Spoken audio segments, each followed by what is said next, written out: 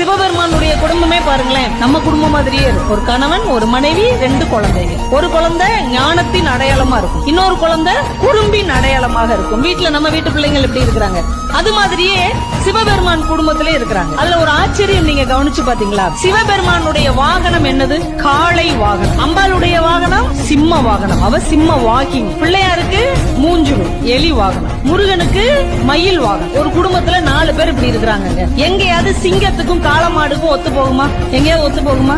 ஒத்து போக. பாம்புக்கும் மயிலுக்கும் ஒத்து போகுமா? பாம்புக்கும் எலிக்கும் ஒத்து போகுமா? மயிலுக்கும் எலிக்கும் ஒத்து போகுமா? ஆனா 4 பேர் இதைத்தான் வாகனமா வச்சிருக்கிறாங்க. ஆனால் 4 பேர் ஒரு குடும்பத்தை சேர்ந்தவர். இந்த சிவ குடும்பம் நமக்கு என்ன கற்றுக் கொடுக்கிறது?